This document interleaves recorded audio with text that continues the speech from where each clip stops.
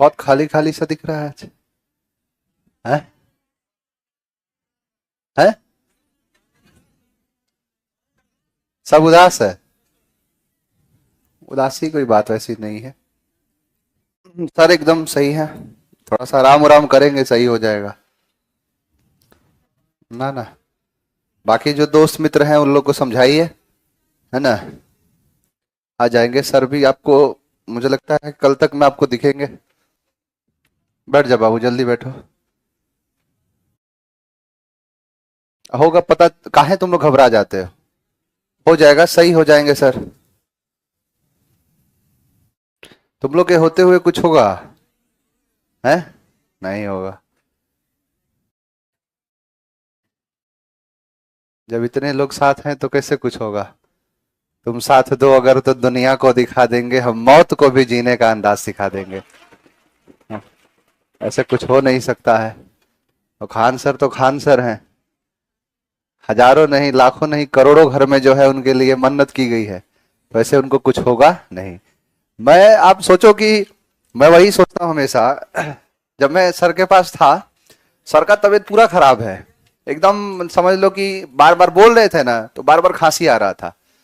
और हमेशा उनके दिमाग में एक ही बात आ रहा था, सर नॉर्मलाइजेशन हटेगा कि नहीं। हट गया है सर, क्योंकि आयोग पे कोई भरोसा है। अब देखो आयोग कितना पलटी खेल रहा है, कह रहा है कि हम नॉर्मलाइजेशन की बात ही नहीं किए थे। हम लोग बेवकूफ हैं? हम लोग बेवकूफ। तुम अगर नहीं किए होते तो उसी टाइम आए कहते कि नॉर्मलाइजेशन बंद करिए, हम नॉर्मलाइजेशन लगा ही नहीं रहे। आपने शाम तक इंतजार किया, सुबह से आंदोलन शुरू था। सुबह से छोड़ो, बहुत दिन पहले से ट्विटर पर ट्वीट किया जा रहा था। और क्या कह रहा है लास्ट में कि हम लोग तो नॉर्मलाइजेशन लगाना ही नहीं चाहते थे। हैं? तो वही चीज है कि मतलब अपने तरीके से जो लोग, जमीर खराब हो गया लोगों का, कुछ भी कर दे। अब बाद में कहे हम तो करना ही नहीं चाहते थे। नहीं होता है जैसे कि कोई चोर है, कोई सामान चुरा लिया और उसको देख रहा है कि चुराएगा, उसको पता चलेगा कि सामने वाला देख रहा है। भाई हम चुराने वाले थोड़े थे। नहीं होता है, हम चुराने वाले थोड़े थे, हम तो बस देख रहे थे। लेके पॉकेट में रख लिया और फिर निकल गए तो देख रहा था, रख दिया। आयोग ये काम कर रहा है। बच्चों वाला खेल मत खेलो। लड़के समझदार है, लोग समझदार है, तभी तो इतना सब है। तब हाँ कह रहे हैं। चलिए खैर, कोई दिक्कत वाली बात नहीं है, सब कुछ सही है, सब कुछ ट्रैक पर है। हाँ, तुम लोगों से बस एक ही शिकायत है, जितने ऐसे नालायक हैं इस वीडियो के जरिए ऑनलाइन ऑफलाइन में। अब देखो तुम लोग अपनी लापरवाही करते हो और हमें उस चीज को झेलना पड़ता है। आप लोग काहे नहीं इस बात को समझते हो कि जब भी फॉर्म का डेट निकले तो मुहूर्त का इंतजार मत करो। जैसे फॉर्म आया, अगर भरना है तो तुरंत भर दो। 1 दिन होगा, 2 दिन होगा, 3 दिन होगा। अब उसमें एक ये भी है कि इतना डेट बढ़ाएगा। वो मैं इस चीज को समझ रहा हूं कि वो लोग कह रहे हैं, उन लोगों को मौका मिल गया ये बात कहने का कि हमने सर इतना डेट दिया था, इतना डेट देने के बाद भी हमने 15 दिन का एक्सटेंशन दिया, और 15 दिन के एक्सटेंशन में भी अगर नहीं भरा है लड़कों ने तो इसमें हम क्या कर सकते हैं। भाई तुम्हारा सर, हम लोगों ने तो कहा कि जो कमियां है उस पर बताया कि आपका सर्वर खराब था, आप घटिया क्लास का सर्वर आप यूज करते हो पैसा बचाने के चक्कर में। सर्वर एक साथ बढ़िया लोड नहीं लेता है। लेकिन ये सर्वर जो है, आप मान के चलो एसएससी का भी एग्जाम होता है तो बहुत बड़े नंबर पर डाला जाता है, उस पर कैसे फॉर्म भरा जाता है। आपका सर्वर खराब है, लेकिन कहीं ना कहीं वो समय ज्यादा दिए थे। आप इस बात को समझो कि 1.5 महीना के आसपास का समय था, 15 दिन का एक्सटेंशन भी मिला है। लेकिन उसमें भी अगर आप फॉर्म नहीं भरे हो तो इसमें भी आपको अपनी गलती भी माननी पड़ेगी। ये लड़के आंदोलन करके, आप बताओ, इन सब के चक्कर में सबका पढ़ाई डिस्टर्ब हो रहा है। समझ में आया? तो आप लोग जितने, मैं ये नहीं कह रहा आप लोगों को, लेकिन आप लोग स्टूडेंट के अंदर आते हो तो कम से कम एक अच्छी चीज है, इसको पालन करो, इसको समझा करो कि जैसे अगर किसी भी प्रकार का फॉर्म आता है और अगर कोई आपको फॉर्म ऐसा है जिसमें आपको भरना है तो उसको तत्काल रूप से भर के खत्म कर दो। अच्छे काम करने के लिए वक्त का इंतजार नहीं होता है। गलत काम करना है, बुरा काम है तो समय पर समय लेते जाओ। लेकिन अगर कोई अच्छा काम करना है, कोई बढ़िया काम करना है, फॉर्म जैसी चीजें हैं तो उसको तुरंत भर के खत्म कर दो। लड़का फॉर्म लेट में भरता है, एग्जाम सेंटर पर लेट, 2 मिनट लेट पहुंचता है। अरे 2 मिनट लेट होता है, 2 मिनट हो या 2 घंटा हो। तो ये सब कुछ अच्छी चीजें हैं, इनको स्वीकार करो। और जो है कि इतना ना करना पड़े कि जो है कि आप मतलब समय नहीं मिला, एक लड़के का फॉर्म नहीं भरता है तो थोड़ा सा अच्छा नहीं लगता है। तो इस चीज का ध्यान रखो। चलो क्लास स्टार्ट करा जाए। तो क्लास ए लेटर का 5 है आज, है ना। आज हाफ सेंचुरी लगेगा, 50 आपके वर्ड्स कंप्लीट हो जाएंगे। चलिए देखो बोलो बाबू, पीडीएफ जाके ले लेना। मुझे आज सुबह ही कॉल आया था कि आप लोग जाके नीचे से पीडीएफ ले सकते हो। आज आप नीचे नहीं गए हो, इसका मतलब है? आज मेरे पास सुबह ही फोन आया था, आप जाके ले लेना। ऑफिस में जो है ना, आप जाके कहना कि अंग्रेजी का वोकैब वाला पीडीएफ चाहिए। पीडीएफ नहीं, वो बुक जैसा है, तो आपको मिल जाएगा, उसको ले लेना। आज ही आ गया, देखो मिला है, देखो बाबू के पास है वो, तो आप लोग जाके ले लेना, ठीक है? जिसको चाहिए होगा, क्योंकि अवेलेबल हो गया है। हो सकता है कि आप इसके पहले भी हो। चलिए अब आगे बढ़ते हैं। आज आपको कुछ नया भी पढ़ाऊंगा मैं, नई चीजों के पर भी काम करना है, क्योंकि हमेशा देखो, आप एग्जाम की जब तैयारी करते हो तो हर चीज पढ़ना होता है, चाहे वो वोकैब का पार्ट हो, ग्रामर का पार्ट हो, या नॉन ग्रामर का भी पार्ट है, सबको धीरे धीरे थोड़ा थोड़ा पढ़ते रहो। अब ये नहीं कि आखिरी समय में हम क्लोज टेस्ट कॉम्प्रिहेंशन पढ़ेंगे, नहीं, आदत को चेंज करना है। शुरुआत से ही हम थोड़ा सा चीजों को पढ़ते चलेंगे, जिससे हमारी आदत में बना रहे। चलो सबसे पहले शुरू करते हैं यहां से। एडजर्न। एडजर्न का मतलब होता है टालना। एडजर्न का मतलब होता है सस्पेंड करना। किसी चीज को क्या कर देना? सस्पेंड कर देना, कहलाता है एडजर्न। जैसे नहीं सुने हो कि the court is adjourn today, आज के कोर्ट को स्थगित किया जाता है, टाला जाता है, उसी को क्या कहते हैं? एडजर्न, यानी टालना। कोर्ट इज एडजर्न टुडे, आज की सभा, आज का कोर्ट क्या किया जा रहा है? एडजर्न किया जा रहा है। आज की मीटिंग को एडजर्न किया जा रहा है, यानी उसको आगे की तरफ टाल दिया जा रहा है, सस्पेंड कर दिया जा रहा है, तो उसे क्या कहते हैं? एडजर्न। तो कोर्ट इज एडजर्न से याद रखना। अब अगला शब्द है एली। एली मतलब होता है दोस्त। एली मतलब दोस्त, फ्रेंड होता है, इसको एली कहते हैं। अच्छा ध्यान देना, यहां पर शब्द है एली, और एक और शब्द होता है अले। अले का मतलब होता है क्या? शांत करना, किसी को काम डाउन करना कहलाता है क्या? कि जो एले करना, यानी अले का मतलब होता है कि जो किसी को शांत करता है ना, अपीस करता है, पीस करता है, उसे अले कहते हैं। जैसे कि ये है शब्द अले। अब अले का मतलब क्या होता है? शांत करना, ट्रैंक्विल करना। छोटका बच्चा होता है तो आदमी कैसे करता है? अले अले करके उसको अले कर देते हैं, उसको शांत कर देते हैं। तो शांत करना क्या कहलाता है? अले करना। तो ये हो जाएगा अले। और दूसरा शब्द है एली। एली का मतलब होता है दोस्त। आप एक शब्द सुने होंगे, आपको शब्द बताता हूं आगे, हालांकि मैं पढ़ाऊंगा भी, कि मान के चलो कोई ऐसा लेटर है जो वाई है, तो वाई के साथ जब हम प्लूरल बनाते हैं तो वाई को आई में चेंज करके ईएस लगाते हैं, इसको एलाइज कहते हैं। एलाइज का मतलब समझते हो? एलाइज मतलब होता है उसके मतलब एक प्रतिद्वंदी होते हैं, अपोजिट में जो बैठे हैं, और एक उसके साथ, यानी एलाइज। जैसे आप पढ़ोगे वर्ल्ड वॉर में, जब वर्ल्ड वॉर चल रहा था, जब सेकेंड वर्ल्ड वॉर था, तो उसमें हिटलर था, और हिटलर जो है पूरी तरीके से मतलब जर्मनी का, और इधर जो फ्रांस, उसके साथ अमेरिका, ये रसिया, चाइना, इसके साथ में लड़ रहे थे, तो इन साथ में लड़ने वाले को एलाइज कहते हैं। जब सेकेंड वर्ल्ड वॉर पढ़ोगे तो उसमें क्या आएगा? एलाइज। यानी एलाइज का मतलब होता है कि उसके साथ के दोस्त। ये दोस्त यहीं से आया है एली, क्योंकि एली का मतलब दोस्त होता है।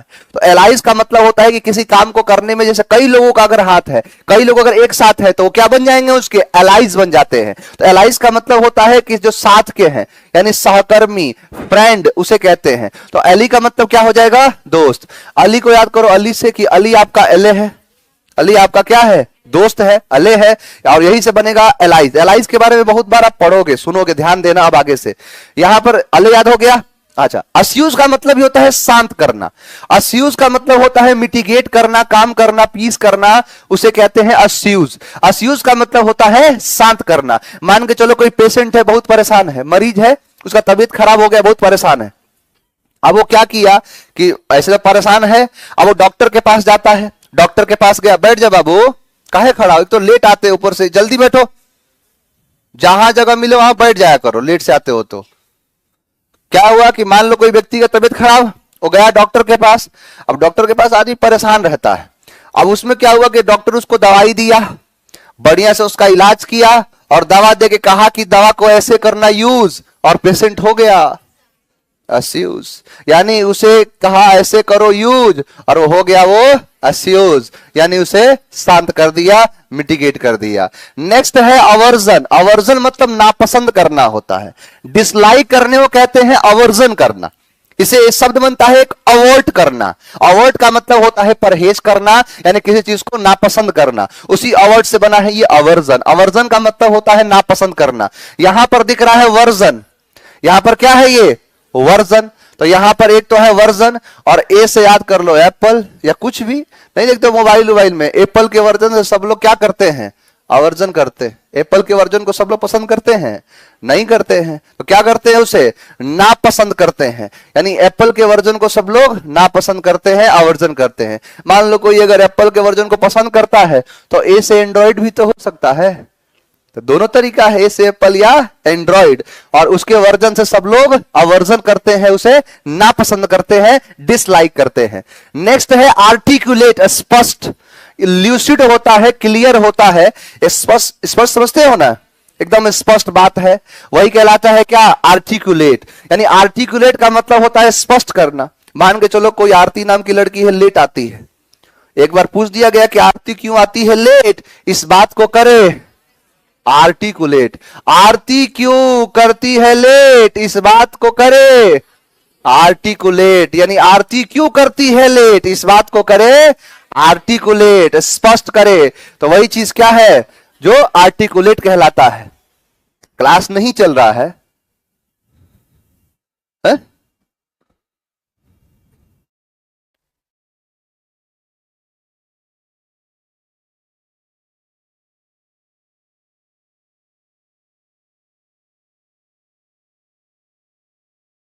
चल तो रहा है, कह रहे नहीं चल रहा है।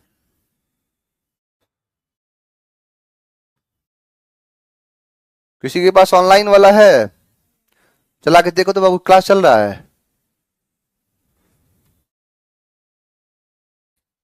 चल रहा है, चल रहा है। हाँ, वो एक दो है उनका नहीं चल रहा है क्योंकि उसी समय चला रहा होगा। चल रहा है, ठीक। क्या था, आरती क्यों करती है लेट, इस बात को करे आर्टिकुलेट, यानी स्पष्ट कर दे, क्लियर कर दे। मान लो आरती अब क्यों आती है लेट, बहाने बना रही है कि आज ये हो गया, आज वो हो गया, आज मौसी के, ताया के, जो चाचा के, मामा के भाई आज का देहांत हो गया, है ना। बचपन में हम लोग स्कूल जाते तो यही करते थे। दादाजी को नानी को इतना बार मारे हैं, क्लास में क्यों नहीं आया, दादाजी कल गुजर गए थे, नानी गुजर गई थी। फिर दूसरे सर किसी और दिन आए तो उनसे भी कहा क्यों नहीं आया, तो नानी गुजर गई थी। पता चला कि उसी में जानते हैं कि पहले ही बता, तुम्हारी नानी तो आज से 1 साल पहले गुजर गई थी।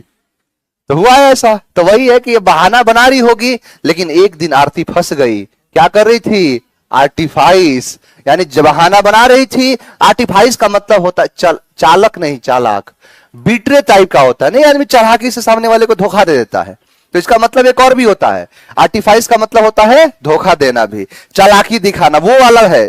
जो चालाक का मतलब ये नॉर्मल वाला नहीं कि बुद्धिमान वाला ना, मतलब सामने वाले को धोखा देने के लिए चालाकी दिखाना कहलाता है आर्टिफाइस। तो डेली डेली क्या करती, झूठ बोलती थी। एक दिन आरती फंस गई, क्यों, क्योंकि आर्टिफाइस कर रही थी, चालाक बन रही थी, सामने वाले को बिट्रे कर रही थी।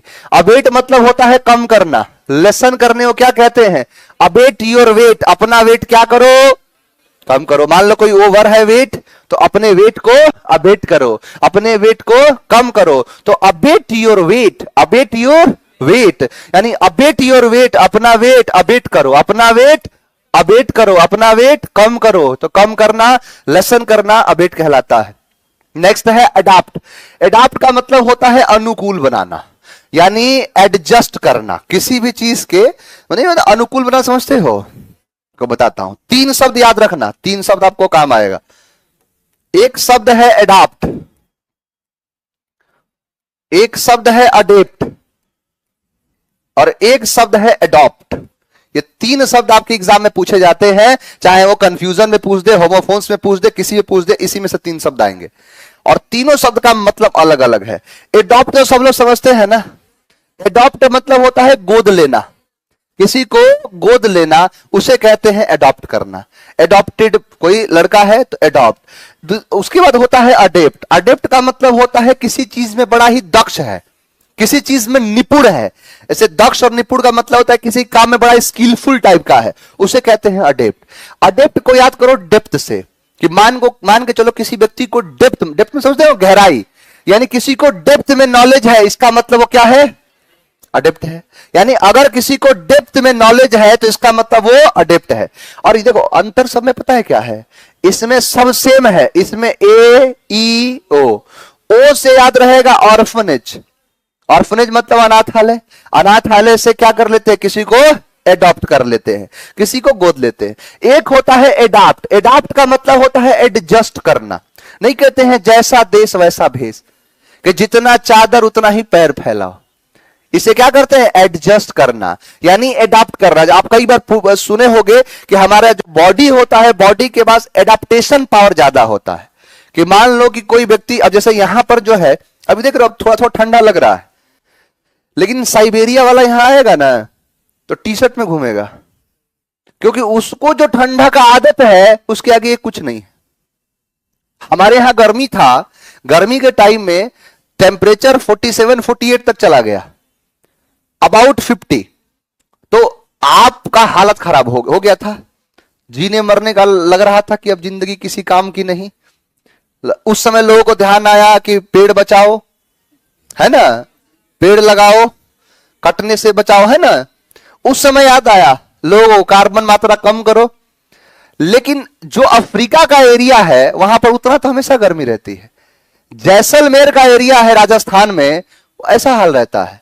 अब वो आदमी यहां पर आएगा, उसे कितना ठंडा है, उसको क्या लगेगा कि यहां पर ही ठंडा है। इसका मतलब ये नहीं है कि उसको भगवान एक अलग तरीके से बना के भेजे। उसका मतलब यह है कि उसका बॉडी एडजस्ट कर लिया है, यानी उसका बॉडी में वो चीज एडाप्ट कर लिया है। एडाप्ट का मतलब होता है किसी भी चीज को क्या करना, मतलब अपने अनुकूल बना लेना। जैसे मान के चलो कई लोग क्या है, गांव में जाते हैं। अब बहुत लोग, अब गांव गांव कहां रहा है, अब गांव अब सेमी अर्बन हो गया है। सेमी अर्बन, ना ही गांव रहा ना ही वो शहर, आधा गांव और आधा शहर बन गया है। गांव में देखोगे तो आजकल लोग एसी लगाने लग रहे हैं। नहीं, हर घर में फ्रिज है, हर घर में एसी लगने लगा है, हर घर में, मतलब जो शहर की चीजें होती हैं, अब वहां पर लिख देगा कि हमारा गांव क्या शहर से कम है। अरे गांव एक अलग चीज है। देखो जब कोविड का टाइम था तो सब लोग गांव की तरफ भागे थे। आज भी देखो कई ऐसी चीजें जहां दवाई काम नहीं करता है तो डॉक्टर कहता है कि आप पहाड़ों पर कुछ दिन गुजार लीजिए। नेचर में वो ताकत है, प्रकृति में वो ताकत है। लेकिन लोग गांव में क्या करते हैं, गांव में एक अलग चीज है। जब मैं उसी समय था, जब नहीं गर्मी का छुट्टी हुआ था, बहुत ज्यादा मतलब गर्मी पड़ रहा था, छुट्टी कर दिया गया, तो मैं भी सोचा कि 4-5 दिन है तब तक गांव निकल के आते हैं, गांव में थोड़ा सा सही रहेगा। गया ऐसे घूमने, पता चला कि एक जगह पेड़ काटे जा रहे हैं। तो मैं कहा तो गलत बात है, बड़े बड़े हरे हरे पेड़ थे, काटे जा रहे थे। मजा के समझाया तो कह रहा है कि आपका है, आपसे इसको क्या मतलब। फोन किया, प्रशासन को फोन किया, कहा कि अगर कार्रवाई नहीं होगी तो हम आप पर कार्रवाई करवाएंगे। वो आया भागता भागता आके यहाँ पर रुकवाया। और उसके बाद देखो कई चीजें हैं ना कि आप जबरदस्ती थोड़े ना कर लोगे, कोई जो चीज गलत है वो गलत है। और डर की बात करो, वो बिहारी है, डरते किसी के बाप से नहीं। प्यार से कहोगे जान दे देंगे, प्यार से आप कुछ भी कह दोगे मान लेंगे। लेकिन आपको लगता है कह दोगे कि तुम्हारा है या आपका थोड़े है कि आपको इससे मतलब है, वो तुम्हारा है, तुम्हारे बाप का है, प्रकृति का है, वो नेचर की चीजें हैं। आप जो है पढ़े लिखे लोग हैं, सबको पता है कि हरी भारे भरे चीज को आपका अधिकार भी नहीं है काटने का, कैसे काट सकते हो। और उसके बाद फिर अब जैसे तैसे मैं कहा कि कार्रवाई अगर नहीं हुआ इन लोगों पर तो आप पर मैं कार्रवाई करने की जिम्मेदारी लेता हूं। वो आके जो कह रहा था ना कि आपका है, वो आके माफी मांग रहा था कि सर जो है खत्म करवा दीजिए। अब गांव में थोड़ा सा क्या होता है कि आदमी नहीं कुछ कर पाता है कि जाने दो वो बात है, तो कई चीज ऐसी हैं। तो गांव अब गांव नहीं रहा है। देखोगे ना कि शहर में तो त्योहार थोड़ा कम समझ में आता है, लेकिन गांव में समझ में आता था, दिवाली हो होली हो सब कुछ समझ में आता था। अब वहां भी कम पड़ गया है, कहां समझ में आ रहा है। इस बार दिवाली गांव का देखे, शाम का ही समय था, 1-2 घंटे का, जब बम उम के धमाके आने लगे तब थोड़ा समझ में आता कि हाँ दिवाली है आज। तो हम लोग के बचपन का टाइम था, स्कूल में जब पढ़ने आते, स्कूल से भागते थे तो सबसे पहले छत पर पटाखे सुखाने के लिए। उस समय का छोटा वाला चुटपुटिया भी बहुत तेज आवाज करता था, क्योंकि उसको बढ़िया से सुखा के रखते थे। उसको आए बढ़िया से, ऐसे लग रहा है दुकान खोले हैं, बढ़िया चटाई उटाई बिछा, उस पर पूरा बम बम पूरा लगा के, और धूप लग रहा है उस पर, पूरा सूख रहा है। अब कहां कुछ होता है। होली का त्योहार होता था तो होली के 10 दिन पहले से रंग फेंकना शुरू, होली के दिन तक भी रंग नहीं फेंक रहा है आदमी। क्यों? क्योंकि उनको चाहिए शहर वाली सभ्यता। अब लोगों को जिसका कुछ नहीं है उसको रंग से एलर्जी होने लग रहा है। गुलाल खेलेगा, नहीं तो पहले के टाइम पर देखोगे ना तो रंग को बड़ी, रंग में हरियर का रंग और लाल तो छोड़ देता है। लोग यहां तक ये कहते थे कि जो रंग तुम लगाओ लेकिन हरा वाला नहीं, नहीं कहते थे पहले। जिस दिन मान के चलो होली है उस दिन पूरा ऊपर से नीचे ले केमिकल वेमिकल आता था। वो नहीं, जो सरसों का तेल कि जल्दी छोड़ देगा, अब फिर भी लगने के बाद नहीं छोड़ता था। मतलब दिवाली के होली के 10 दिन पहले और 10 दिन बाद तक वो रौनक रहती थी। आजकल देख रहे हो, उसका कारण सबसे बड़ा यह है कि गांव गांव नहीं रह गया है, अब वो सेमी अर्बन हो गया है। अब गांव में जाएगा तो खोजेगा एसी, एसी मिलेगा तो मिल भी रहा है कई जगह, लेकिन अब आदमी जाता है तो वहां पर क्या कर लेता है, एडजस्ट कर लेता है, तो उसी एडाप्ट कर लेता है, उसको क्या कर लेगा, एडाप्ट। तो 3 शब्द याद रखना, एडाप्ट, अडेप्ट, एडॉप्ट, तीनों याद रहेगा। ए ई ओ, जहां ओ है उसका मतलब ऑर्फनेज, गोद लेना, और डेप्थ मतलब गहराई, किसी को गहराई से नॉलेज है, वो बड़ा ही स्किलफुल है, दक्ष है। और एडॉप्ट मतलब होता है ए से अनुकूल बनाना, जैसा देश वैसा भेष, तो वही है। एडॉप्ट मतलब क्या होता है, अनुकूल बनाना, एडजस्ट करना, तो वही होता है क्या, एडॉप्ट करना। यहां पर एडेप्ट बता चुका हूं, दक्ष या निपुण होता है। चलो बताओ, एडजर्न टालना, स्थगित करना, सस्पेंड करना, पोस्टपोन करना। यहां पर है एली, एलाइज, एक से ज्यादा, यानी पार्टनर वो कहते हैं, दोस्त होते हैं। जैसे एक कंपनी के बहुत सारे एलाइज हो सकते हैं, तो एक कंपनी है उसका कोई दूसरा पार्टनर बन गया तो एलाइज कहते हैं। अले मतलब शांत करना, अस्यूज, अब बताओ, देख रहे हो सिनोनिम बन गए। एवर्जन नापसंद करना, एप्पल के वर्जन से लोग एवर्जन करते हैं। आर्टिकुलेट स्पष्ट, आर्टिफाइस चालाक, चालक नहीं चालाक। यहां पर है अबेट, अबेट योर वेट, अपना वेट अबेट करो, कम करो। एडाप्ट, अडेप्ट, दक्ष, निपुण, स्किलफुल, सब कुछ सही है। चलो यहां तक आपका 50 कंप्लीट हुआ है। सभी लोग जाके आज ही ले लेना, जो पीडीएफ है वो पीडीएफ लेके रहा करो। देखो ध्यान देना, तुम लोग क्या करते हो ना बाबू, तुम लोग बैठे रहते हो, किताब उताब खोलते नहीं, अब तुम्हारा मन दूसरी तरफ सोच रहा होता है। तो आगे आगे देखता हूं, आगे इसमें से है कोई सो जाएगी ऐसे, कोई ऐसे करके बैठेगी। उसका सबसे बड़ा कारण ये पीडीएफ का ना होना, समझ में आया। पहले जो थे लड़के पढ़ते थे, जब हम लोग बहुत पहले पढ़ाते थे, तो उस समय क्या था, व्हाइट बोर्ड का जमाना था, तो व्हाइट बोर्ड पर पहले लिखते थे, अब फिर कहते थे कि उसके बाद थोड़ा देर साइड में होकर लड़का उतारता था। कई ऐसे थे समय बचाने के, लिखते समय ही नोट कर लिया करते थे, तो उनका दिमाग एक्टिव होता था। आजकल मिल गया है पीडीएफ, वो सोच रहा है कि लिखना होगा कुछ नहीं तो आके सो जाएगी यहां पे, समझ में आया। तो जब भी पढ़ाऊं ना तो पीडीएफ रखा करो, पीडीएफ के साथ जो है नोट्स है आपका, जो नोट्स रखा करो। और आपके पास कम से कम 1-2 हाइलाइटर होने चाहिए, है ना। कोई भी हाइलाइटर ले लो, लाल पीला हरा, उसी पर करते रहो। ले लो पीडीएफ, उसी पर मान लो कोई ऐसा शब्द लग रहा है जो अच्छा लग रहा है, उसको कर दो, मतलब या पेन ले लो, पेंसिल का यूज किया करो। पेंसिल ले लो, मान के चलो कोई शब्द आपने पढ़ा, आपको याद है कि सर इसका एक मैंने शब्द सुना था जो पहले किसी में है, तो आप उसके ऊपर लिख लो कि हाँ, या याद आ रहा है तो उसको लिख लो, और घर जाकर उसको रिवाइज करने की कोशिश करो। एक शब्द धीरे धीरे निकलता जाएगा, आपको पता भी नहीं चलेगा, हजारों शब्द आप सीख लोगे, लेकिन कितना आपके दिमाग में गया, कितना आपने इनकलकेट किया है, इस चीज की जिम्मेदारी आप पर है। आपके मतलब आपका जो तरीका है पढ़ने का, वो आपको मतलब सारे शब्दों को एक साथ दिमाग में रखेगा। अब वो जो है रहेगा थोड़ा सा ना, उसमें रखने के चक्कर में आप पूरी तरीके से ध्यान केंद्रित रहेगा किस पर, किताब पर।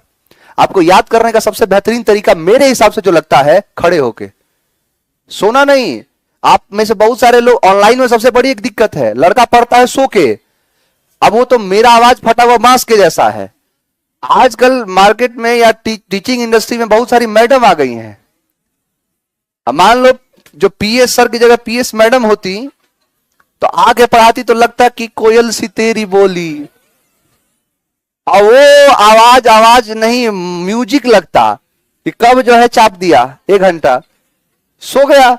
अब मेरा आवाज फटा हुआ बांस के जैसा, जब तक मोबाइल बंद नहीं करेगा नींद नहीं आएगा जल्दी। अगर ईयरफोन लगा के सुन रहा है कोई, तो आवाज है इतना भारी, तो उसको क्या आएगा, सुनाई देगा तो उसको कहे निकालो तब सो पाएंगे।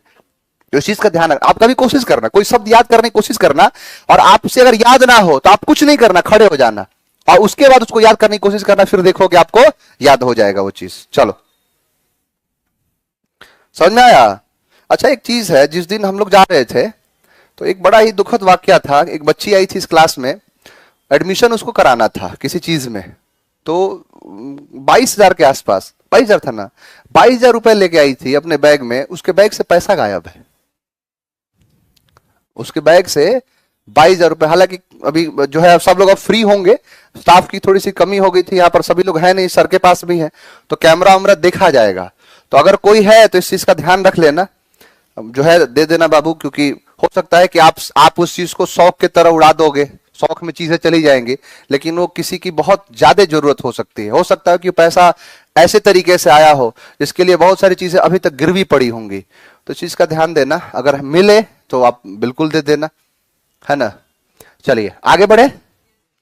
अब देखो, तुम लोग जहां पर क्लास व्लास में पैसा वैसा लेके मत आया करो, भीड़ भाड़ में देखता हूं जो है सोना का चैन तो कौन सा क्या क्या सब पहन के आ जाए। एक लड़की एक बार क्लास में आई थी तो पूरा इसमें बड़ा बड़ा सा जो है सोना का वो पहन ली थी ये, अब मुझे पता नहीं सोना किसका था, ये सब क्या करने की जरूरत, सिंपल साधारण आया करो एकदम, समझ में आया। तो सब ज्यादा जो है सब चमक धमक की जरूरत नहीं है, चमक जो होता है वो आपके किरदार से निकल के आएगा खुद ही एक दिन, और जिस दिन आएगा ना उस दिन ये सारी चीजें बेकार लगेंगी, समझ में आया। तो ये चीज का ध्यान रखा करो, कोशिश करो कि आप, हो सकता है कि आप देखो किसी भी काम को करने से पहले वर्स्ट जब सोच लोगे ना तो आपके साथ वर्स्ट होगा ही नहीं। जब सोच लोगे कि अगर मैं इतने भीड़ में ये चीज लेके जा रहा हूं, हो सकता है कि मेरे साथ क्या हो जाए कि खराब हो जाए, तो आप लेके जाओगे ही नहीं, ये सब लेके मत आया करो। चलिए बिल्कुल, बार बार बाबू एक ही सब क्या करे, सब लोग बोल भी नहीं सकते हैं सर की तबीयत कैसी है, तबीयत सही है, सर का तबीयत सही है, लेकिन वो एक दिन में सही होने वाला तबीयत है ही नहीं, वो धीरे धीरे उनको कम से कम 3 महीना तक जो है उस चीज को संभाल के रखना पड़ेगा। 3 महीना तक अपना जो है उनका लंग्स जो है उसका ध्यान रखना पड़ेगा क्योंकि इन्फेक्शन हुआ है ना, इन्फेक्शन एक दिन में नहीं सही होता है, इन्फेक्शन टाइम टाइम धीरे धीरे होता जाएगा वो, और वो बहुत ज्यादा अटैक किया था, तो इस कारण से सर बोल रहे हैं ना, आप देखना बोलेंगे तो खांसी जैसा उनका, और ठंड के टाइम पर सर को थोड़ा सा खांसी हो भी जाता है। एक्चुअली सर का जो यहाँ पर नस है ना वो सिलिकॉन का लगा हुआ है, ऑपरेशन जब हुआ था तो सिलिकॉन का नस है, तो ठंडा में वैसे ही खांसते रहते हैं वो, और उसी में भीड़ में और ज्यादा बोलना चिल्लाना, इस कारण से, और डिहाइड्रेशन भी हो गया, वहीं पर बेहोश हो गए थे वो, कैसे कैसे वो पानी मार के उठाया गया, तो वो है धीरे सर सही हो जाएंगे, कुछ दिन आप जो है आराम करने दो उनको। अब आगे बढ़ो, आज मैं आपको पढ़ाऊंगा एनसीईआरटी रीडिंग।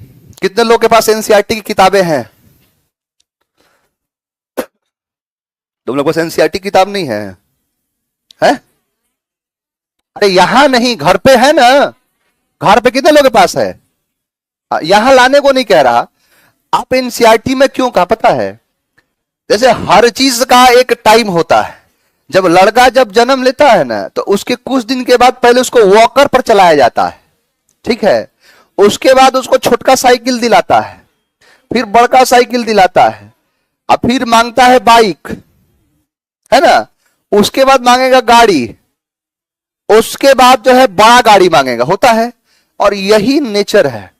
आप सीधा आप चाहोगे कि सीधा ट्रके चला ले तो चलेगा नहीं, आदमी जब साइकिल भी चलाता है तो उसका एक स्टेप होता है, पहले एक साइड, कैंची कहते हैं उसको, नहीं एक साइड मारेगा, दोनों साइड नहीं चल पाता, तो धीरे धीरे धीरे धीरे सीखता है। एनसीईआरटी में इसलिए कह रहा हूं क्योंकि बबुआ वाला उस भाषा होता है उसका, एनसीईआरटी के लिखे जो शब्द होते हैं वो बहुत बेसिक होते हैं, उनको समझने के लिए आपको कम से कम मान के चलो कि अगर 8वीं क्लास की एनसीईआरटी पढ़े हो तो आपको 7वां पास बस होना चाहिए, यानी 7th का सिलेबस कंप्लीट है तो आप 8वां पढ़ लोगे, 7th क्लास का एनसीईआरटी पढ़ रहे हैं तो 6th क्लास आपको पूरा पढ़ा होना चाहिए। तो इसीलिए मैं एनसीईआरटी से शुरुआत करता हूं क्योंकि एनसीईआरटी की जो भाषा होती है बड़ी कम होती है, बड़ा ही मतलब एक तरीके से कहा जाए कि आसान होता है। अब आपको सीधा अगर एडिटोरियल पढ़ाने लगूंगा, लिखेगा शब्द डिस्कम्बिबुलेटेड, लड़का बोल ही नहीं पाएगा, कहां से बोल पाएगा, क्योंकि वो बड़े बड़े शब्द है, वो बड़े बड़े शब्द में तो धीरे धीरे वो चीज आएगा, धीरे धीरे शब्द सीखोगे, शब्दों को यूज करोगे, आपको कुछ शब्द मैं करा चुका हूंगा और फिर मैं कहूंगा कि जाके जरा शब्द का मीनिंग ढूंढना, जैसे एडिटोरियल आएगा, मान के चलो पूरा एक एडिटोरियल, आप धीरे धीरे आपको आदत लगवाऊंगा मैं, कोई एडिटोरियल आप लोग पढ़ना, आपके जो टेलीग्राम पर मैं एडिटोरियल वगैरह डलवा दूंगा, अब वहां से क्या करना है कि आपको देखना है कि इसमें से कितने ऐसे शब्द हैं जो मैंने पढ़ा है, जो मेरे बुक में है, बोलो बाबू, सबका हो जाएगा, तुम लोग काहे टेंशन लेते हो जाता है वो सब। अब देखो एनसीईआरटी, दूसरा चीज तो यह है कि एनसीईआरटी जो है, एक तो एनसीईआरटी पढ़ने का, दूसरा एनसीईआरटी आपको तभी समझ में भी आएगा जब आपको उसके पीछे की कुछ कहानियां भी पता है। क्योंकि एनसीईआरटी में पता है क्या है, कुदाता बहुत ज्यादा है। 7 में है, 8 में कुछ और, 8 में उसका कुछ और ज्यादा विस्तार है, 9 में कुछ और ज्यादा विस्तार है। तो कई कई कहानियां ऐसा सोच लेता है कि मान के चलो कि 8 में क्लास 8 के एनसीईआरटी है, उसमें कोई कंटेंट दे दिया, थोड़ा सा कंटेंट दे दिया। अब 9th क्लास में क्या करेगा कि ये वाले कंटेंट को काट देगा, इस वाले कंटेंट को खत्म कर दिया। उस क्यों काटा? क्योंकि उसको पता है कि ये वाली चीज आपको मैंने 8वीं में पढ़ा दिया है। इसीलिए बहुत लोगों को एनसीईआरटी पढ़ने ही नहीं आता, क्योंकि वो उम्मीद करते हैं क्या कि 9 में पढ़ा तो वही पूरा चीज लिखा हो। नहीं, एनसीईआरटी की बुक का पतला होने के पीछे सबसे बड़ा कारण यही है। वो पतली इसलिए है क्योंकि 8वीं क्लास में जो चीज दे दिया है उसको कोशिश करेगा कि वो क्या कर दे कि 9 क्लास में ना दे। फिर वो 10 में देगा तो ये चीज और ये चीज को नहीं देगा, एक नया चीज आपको देखने को मिलेगा। तो इसीलिए आप 10 का एनसीईआरटी का क्लास पढ़ोगे ना, तो आपको 8 और 9 वाली चीजें याद रखनी पड़ेगी। ये सब कहानियां आपको समझनी पड़ेगी। इसे आपको 8 क्लास की एनसीईआरटी से आपको कुछ बात बताता हूं। जब 8 क्लास की आप एनसीईआरटी लिखोगे तो भारत में एक व्यक्ति है, जैसे मैंने पहले भी कलेक्टिव नाउन में बताया था, इसलिए मैं सोचा कि आपके सामने ला दूं। दिख रहा है बाबू पीछे तक? पीछे तक कोई दिक्कत तो नहीं है? इसको बड़ा कर देता हूं थोड़ा सा और साफ दिखेगा।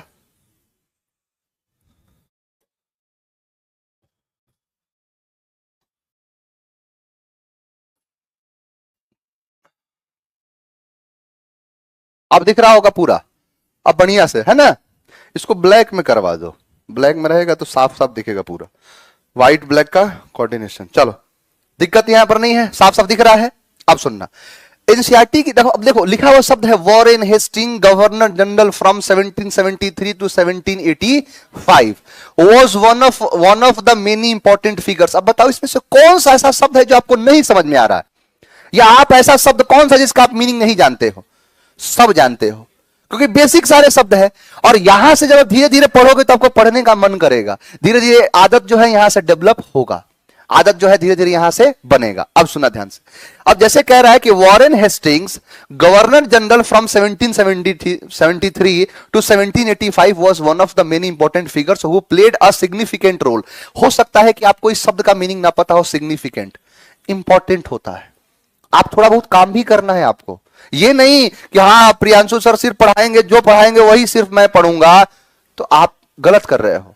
मैं जितना करा रहा हूं अपने हिसाब से, अपने लेवल पर कराऊंगा मैं, आपको भी थोड़ा बहुत मेहनत करना है कि सिलेक्शन जल्दी चाहते हो तो।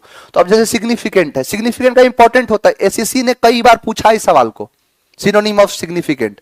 इनसिग्निफिकेंट मतलब होता है कि जो इंपॉर्टेंट नहीं है।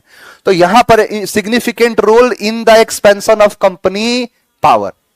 हुआ क्या कि भारत में जब हुआ ना, रॉबर्ट क्लाइव जब पूरी तरीके से सत्ता हथिया लेता है बंगाल पर, बहुत ऐसा नहीं है कि इतना आसानी से मिल गया, परोसा हुआ। रॉबर्ट क्लाइव कई बार बंदी बन के रहा था, क्योंकि जो जितने फ्रेंच वाले थे उसको रहने नहीं देते थे, हमेशा हराए हैं। लेकिन दिन बदला उसका, अर्काट का घेरा तोड़ता है, और अर्काट के घेरा को तोड़ने के बाद पूरी तरीके से जो है मतलब कब्जा कर लेता है। और कब्जा जब कर लिया उसके बाद उसके दिन बदल गए पूरी तरीके से। दिन बदला, आपने पढ़ा होगा वॉन्डीवॉस की लड़ाई, बैटल ऑफ वॉन्डीवॉस। बैटल ऑफ वॉन्डीवॉस के अंदर जो है फ्रांस को पूरी तरीके से हरा दिया। फ्रेंच जो है पूरी तरीके से हारते हैं, फ्रांसीसी पूरी तरीके से हारते हैं, और इस बात को मानते हैं कि अब हम यहां पर लड़ाई नहीं करेंगे, अब हम सिर्फ व्यापार करेंगे। अब पूरी तरीके से ब्रिटिश अपने कंट्रोल में ले ली। बंगाल में आ गया रॉबर्ट क्लाइव। आप जानते हो सिराजुद्दौला ने जब वो ब्लैक होल ट्रेजेडी घटना सुना होगा, तो उसमें 123 लोगों को मौत के घाट उतार दिया। वहां पर 18/9 का कमरा था, उसमें बंद किया, ठूस ठूस के बंद किया और मार दिया। उसमें एक व्यक्ति था जिस व्यक्ति का नाम था विलियम हॉलवेल। विलियम हॉलवेल ने इस घटना को लिखा, और वहां मद्रास प्रेसिडेंसी से रॉबर्ट क्लाइव आया बंगाल में। उससे पूछा विलियम हॉलवेल को, तुमको कैसे पता? तो कहा कि जब ठूस रहे थे तो हम भी ठूसा गए थे उसी में। कई दिन तक बहुत चिल्लाए हैं, और बाकी लोग तो मर ही गए, तो उस जिंदा बच गया था, इसीलिए उस घटना को लिखा। इसके बाद आता है, इसको हराता है। हराने का मतलब क्या है कि मतलब पूरी तरीके से सिराजुद्दौला को, यहां पर लड़ाई हुई थी बैटल ऑफ प्लासी 1757 के अंदर। 1757 में एक तरीके से वो बिट्रे कहा जाता है, लेकिन कहा जाता है कि अगर उसमें हम लड़े ही नहीं, लड़ तो लिया 1764 में बैटल ऑफ बक्सर, बक्सर में हार गए 3 तरीके, 3 लोग थे तभी हार गए। वहां पर आता है हेक्टर मुनरो, भगा भगा के 50-40-50 हजार की सेना को भगा भगा के मारे हैं बैटल ऑफ बक्सर को। तो वहीं पर उसके बाद निर्णायक तरीके से जीत हुई और वहां पर पूरा बंगाल पर अधिकार हो गया। यहां पर लग गया फिर डायरकी। डायरकी मतलब होता है द्वैध शासन, कि जहां पर 2 शासन है, एक प्रशासनिक और एक निजामत वाले। यानी एक तरीके से दीवानी मामले गए कंपनी के पास और निजामत मामले पहुंच गए वहां के नवाब के पास। अब धीरे धीरे चीजें चलती रही, लेकिन अब लूटपाट करना शुरू कर दिया गया, यहां से ड्रेन निकाल मतलब पैसे को भेजना शुरू कर दिया गया। तो उसी चीज को रोकने के लिए एक व्यक्ति आता है जिसका नाम है वॉरेन हेस्टिंग्स। क्या नाम है इसका? Warren Hastings. अब ये आया, अब देखो यहां पर एक घटना आप देखोगे, ये लिखा है 1773 to 1785। बेसिकली आया है 1772 में, और जिस समय ये आया था उस समय गवर्नर बन के आया था, क्योंकि अंग्रेजों की भारत में 3 प्रेसिडेंसी थी। आप देखो कि इसमें कहीं पर लिखा भी होगा, by this time the company had acquired power not only in Bengal but also Bombay and Madras. यानी एक है बंगाल, दूसरा है बॉम्बे और तीसरा है मद्रास। अब इस घटना को जरा देखना, समझ में आएगा। हुआ क्या कि सबसे पहले जो भारत का एरिया है, इस भारत के एरिया में यहां मद्रास है। मद्रास में एक जो मतलब गांव जैसा था, चिन्ने नामक गांव, चंद्रगिरी के राजा इस गांव को बेच रहे थे। और जो बेच रहे थे तो यहीं पर एक व्यक्ति आता है जिसका नाम है फ्रांसिस डे। फ्रांसिस डे इस गांव को खरीदता है और चिन्ने से नाम बदल के इसको कर देता है मद्रास। हम आजादी के बाद फिर से इसका नाम कर दिया चेन्नई, वही चिन्ने चेन्नई। और इस चीज को क्या कर लिया, वो खरीद लिया, यानी इस जगह को उसने पूरा खरीद लिया। ये घटना है 1639 की, 1639 घटना। और उसने फ्रांसिस डे यहां से खरीदता है और एक अपना प्रेसिडेंसी बनाता है। फोर्ट विलियम, यहां पर एक फोर्ट सेंट जॉर्ज नाम का किला बनाता है और अपनी सारी चीजों को यहीं पर रख देता है। किला का मतलब यहां पर उनकी फैक्ट्री से है, फैक्ट्री का मतलब जहां व्यापार करने का काम होगा। तो सबसे पहली प्रेसिडेंसी कहां बन गई? मद्रास में, मद्रास में बनी। इसके बाद और घटना घटी, 1651 की घटना है। शाहजहां का बेटा हुआ करता था शाह शुजा। शाह शुजा बंगाल का जो है, बंगाल में नवाब था, मतलब एक तरीके से उसके अधीन काम किया करता था।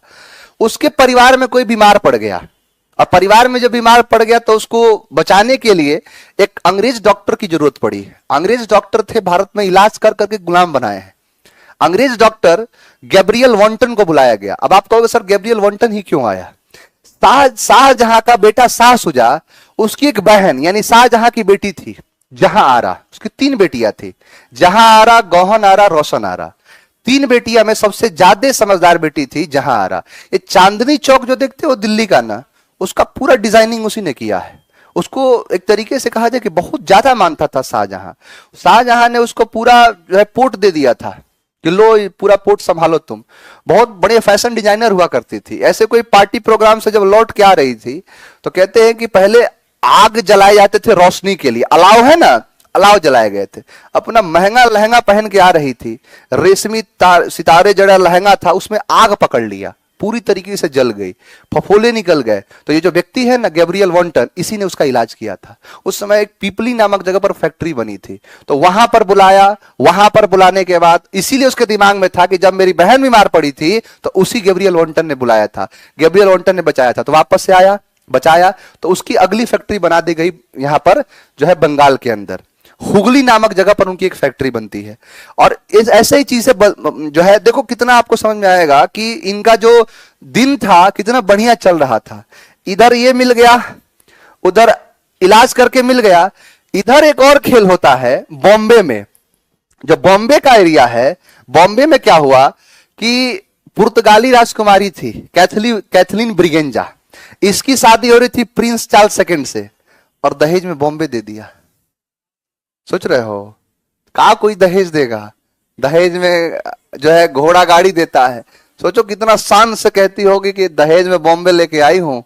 हालांकि उनको उससे कोई मतलब नहीं था, क्योंकि राजकुमारी और राजकुमार थे, उन लोगों के पास पैसे की कमी है, उन्होंने कमी था नहीं, इसीलिए जो है ब्रिटिशर्स को वापस यहां पर 10 पाउंड किराए पर दे दिया। सोच रहे हो 10 पाउंड पर हमारी जो है बॉम्बे किराए पर घूम रही थी। आज हमारे देश की राजधानी है, कॉमर्शियल कैपिटल है ना, पूरा व्यापार का सब केंद्र ही है बॉम्बे। उस समय 10 पाउंड पर घूम रही थी। तो एक प्रेसिडेंसी मद्रास, दूसरा बॉम्बे, ठीक है। तीसरा, इनका एक गांव था, 3 गांव बिक रहे थे, सूतानाती, गोविंदपुर और कालीकता। इन तीनों गांव को खरीदते हैं और तीनों गांव को खरीदने के बाद वहां पर एक फैक्ट्री डालते हैं जिसका नाम था बंगाल। तो 3 जगह पर इनकी प्रेसिडेंसी बन गई, मद्रास, बॉम्बे, बंगाल। 3 प्रेसिडेंसी है। इसमें क्या था कि इन तीनों प्रेसिडेंसी को गवर्न करने के लिए एक एक व्यक्ति की जरूरत थी। एक व्यक्ति जो था इसको क्या करता था, गवर्न करता था। गवर्न करने का मतलब यह है, ये 1668 में बना था, ये 1698 में बना था। अब हुआ क्या कि यहां पर हर एक जगह पर एक एक गवर्नर को डाल दिया गया कि तुम इसको देखो, तुम इसको देखो, तुम इसको देखो। ये इसलिए बता रहा हूं क्योंकि 1773 में रेगुलेटिंग एक्ट आएगा और यहीं पर गवर्नर जनरल का पद, मतलब गवर्नर से बना देगा गवर्नर जनरल। इसीलिए यहां पर नाम लिखा है गवर्नर जनरल, क्योंकि कंपनी कहती है कि 1773 का रेगुलेटिंग एक्ट पूरी तरीके से बदल के रख देगा और कहेगा कि बाकी मद्रास, अब आपको मैं नहीं बताता कि मद्रास भी है और इधर बॉम्बे भी है, तो आप हर जगह ढूंढते थे कि ये कौन सी 2 प्रेसिडेंसी और है। तो 2 प्रेसिडेंसी समझ में आया, बंगाल के अलावा मद्रास और बॉम्बे। तो मद्रास और बॉम्बे के गवर्नर को कहा जाएगा गवर्नर और बंगाल के गवर्नर को कहा जाएगा गवर्नर जनरल। ये जी नहीं, जी क्या बन गया वो, गवर्नर जनरल। तो यही चीज कह रहा है। अब देखो आपको ये लिखे हुए शब्द बढ़िया से अब समझ में आएंगे। क्या कह रहा है कि वॉरेन हेस्टिंग्स जो क्या है, गवर्नर जनरल। क्यों है, क्योंकि 1773 का रेगुलेटिंग एक्ट कहता है। आगे बात करेंगे क्या कहा है उसमें, क्या क्या और चीजें हुई हैं। फ्रॉम 1773 टू 1785 वॉज था one of the many important figures, कि बहुत सारे इंपॉर्टेंट फिगर्स जो थे उनमें से कौन था, वॉरेन हेस्टिंग। हु प्लेड जो खेला, अ सिग्निफिकेंट रोल यानी एक इंपॉर्टेंट महत्वपूर्ण role in the expansion of company power, कि कंपनी के विस्तार में, अभी आपको आगे बताऊंगा कि किस प्रकार से कंपनी का विस्तार हुआ। एक्सपेंशन ऑफ कंपनी पावर, कि कंपनी के पावर का पुरजोर तरीके से विस्तार किया गया। बाय हिज टाइम, उसके समय तक, द कंपनी हैड अक्वायर्ड यानी कंपनी ने प्राप्त किया। पावर मतलब होता है ताकत या शक्ति। नॉट ओनली, सिर्फ नहीं, कहां पर, बंगाल में, but also Bombay and Madras. अब आपके दिमाग में ये बात बैठेगा कि सर बंगाल क्या है, मद्रास क्या है और बॉम्बे क्या है, क्योंकि ये तीनों उनकी प्रेसिडेंसीज थी और उनमें से सबसे ज्यादा कहां, बंगाल में, और ना सिर्फ बंगाल में बल्कि बॉम्बे और मद्रास में। ब्रिटिश टेरिटरीज, कि ब्रिटिश का जो क्षेत्र है, टेरिटरीज है, were broadly divided into administrative units, यानी ब्रिटिश की जो टेरिटरीज थी वो मतलब ब्रॉडली मतलब पूरी तरीके से बड़े पैमाने पर फैली थी और बटी थी किसमें, एडमिनिस्ट्रेटिव यूनिट में, यानी प्रशासनिक इकाई में। कॉल्ड जो कही जाती थी क्या, प्रेसिडेंसीज, उसको क्या कहा था, प्रेसिडेंसीज। There were 3 presidencies. आया समझ में। अब यहां पर जब पढ़ोगे कि 3 प्रेसिडेंसी सर पहले से जानते हैं, यहां पर there were 3 presidencies, Bengal, Madras, Bombay, ये 3 अलग अलग है। यहां पर क्या है, बंगाल है, मद्रास सबसे पहले, मद्रास। अच्छा मद्रास देखोगे ना तो मद्रास उतना बड़ा पोर्ट नहीं था उस समय भी, आज भी नहीं। हमारे देश की जितने ज्यादा व्यापार होता है वो कहां से, बॉम्बे पोर्ट से या कलकत्ता बंदरगाह से। कलकत्ता बंदरगाह में पानी नहीं था, हुगली नदी में पानी नहीं था, गंगा नदी से पानी भेजा गया, गाद था उसमें। आज भी आता व्यापार या तो मद्रास बॉम्बे से होगा या बंगाल से होगा, बंगाल और बॉम्बे से। मद्रास पता है किस किस चक्कर में खरीदा गया, अंग्रेजों से। हुआ क्या कि जो मद्रास जो है ना, चंद्रगिरी के राजा से जो गांव खरीदा यहां पर, तो फ्रांसिस डे की गर्लफ्रेंड यहां पर रहती थी और उसने कहा था कि तुम्हारा गांव खरीद लूंगा मैं, और गांव खरीद के दिखाया, समझाया। इस चक्कर में खरीदा गया फ्रांसिस डे से। तो नहीं कहता है कि ये खरीद देंगे वो खरीद देंगे, सच में खरीद दिया था गांव। तुम लोगों को मजाक लग रहा होगा, जब सामने वाली खिड़की पे वो चांद का टुकड़ा रहता है, खरीद दिया पूरा। तो उसके चक्कर में पड़ गया ये मद्रास। मद्रास में बहुत ज्यादा सफलता नहीं मिली है, सफलता इन लोगों को बंगाल में मिली है। तो यहां पर क्या है, बंगाल, मद्रास और बॉम्बे, 3 जगह पर। देखो, ईच वॉज रूल्ड बाई, जैसे कहा था, ईच का मतलब प्रत्येक, each was ruled by a governor, बताया था ना कि हर एक प्रेसिडेंसी को गवर्नर के द्वारा क्या किया जाता था, रूल, यानी हर किसी को रूल किया जाता था एक गवर्नर के द्वारा। The supreme head of the administration, कि जो प्रशासन का सुप्रीम मतलब सर्वोच्च जो मुखिया था, वॉज द गवर्नर जनरल। कहा था, देखो जब बंगाल के मद्रास में और बॉम्बे में, तीनों में अलग अलग गवर्नर थे, तीनों में अलग अलग एक एक गवर्नर बैठे। हुआ क्या कि कंपनी एकमात्र ऐसी ईस्ट इंडिया कंपनी थी जिसके कर्मचारी बहुत अमीर थे और कंपनी बहुत गरीब थी। यानी यहां पर जितने काम करने वाले लोग थे वो एक तो पर्सनल ट्रेड करते थे और दूसरा यहां के राजा से गिफ्ट लेते थे। मान के चलो एक बार एक बोरा नोट आया, पैसा आया, तो कहां से पैसा आया, तो वो राजा गिफ्ट दिए हैं, पैसा आ गया। वो गिफ्ट नहीं है, वो काम है, वो घूस का पैसा है, सरकारी आदमी था, वो सब ले लिया। इसीलिए आप पढ़ोगे कि 1773 के रेगुलेटरी एक्ट में साफ साफ कहा गया कि कोई व्यक्ति पर्सनल ट्रेड नहीं कर सकता, कोई व्यक्ति किसी प्रकार से गिफ्ट नहीं ले सकता। तो ये गिफ्ट पर पाबंदी लगाई गई और पर्सनल ट्रेड पर आज तक सरकारी नौकरी में चीज देखने को मिलता है। आप अगर सरकारी नौकरी करते हो तो आप सरकारी नौकरी करते हो, कोई दूसरा काम नहीं कर सकते हो अपना। आप अगर सरकारी नौकरी करते हो आप किसी से गिफ्ट उफ्ट नहीं ले सकते। मान लो कोई आईएएस अधिकारी है और कोई आया है विधायक, विधायक कह रहा है कि हम आपको अपनी तरफ से एक फॉर्च्यूनर गिफ्ट करते हैं। अब कहे इंक्वायरी होगी तो पूछेगा ना फॉर्च्यूनर कहां से आया, तो कहेगा कि विधायक जी गिफ्ट किए थे। नहीं, सब नहीं चल सकता है। तो वही कह रहा है कि गवर्नर जनरल, उसीलिए कह दिया गया बहुत कुछ। लोन मांगा गया, लोन मांगने पर कहा गया कि ना, अगर आपको लोन देना है, जो बैंक ऑफ ब्रिटेन से लोन मांगा, कुल मिला के 4 लाख पाउंड के आसपास का लोन था। कहा कि इतना बड़ा लोन देने के लिए हमें संसद से अनुमति लेनी पड़ेगी। वहां पर संसद था हाउस ऑफ लॉर्ड्स और हाउस ऑफ कॉमन्स। लॉर्ड साहब लोग थे, उनके लिए अलग है, कॉमन लोगों के अलग। जैसे हमारे यहाँ अकबर के टाइम पर दीवाने आम दीवाने खास हुआ करता था, वैसा ही कॉन्सेप्ट था वहां पे। वहां से कहा गया कि ना, ऐसे हम लोन नहीं देंगे। संसद के पास गया, हो गया हंगामा, ये लो, हम पहले करते थे कि ये चोरी कर रहा है वहां जाके, क्योंकि पहले से बातें होती थी। अब क्या हुआ कि उनके बाद कहा गया कि देखो हम लोन तो तुम्हें दे देंगे, लेकिन अब हम आपको रेगुलेट करेंगे। रेगुलेट करेंगे क्या है, कैसा है, क्योंकि सीओडी थे, उसमें कंपनी के कोर्ट ऑफ डायरेक्टर्स थे। अब यहां पर हो गया कि अब रेगुलेटरी बॉडी यहां पर बनेगी। और वही 1773 में आया रेगुलेटिंग एक्ट, उसे कहते हैं रेगुलेटिंग एक्ट, यानी कि रेगुलेट करने का एक्ट था। उसी में कह रहा है कि the supreme head of the administration was governor general. और उसी एक्ट के तहत कह दिया गया कि अब जो है गवर्नर जनरल होगा कहां का, बंगाल का।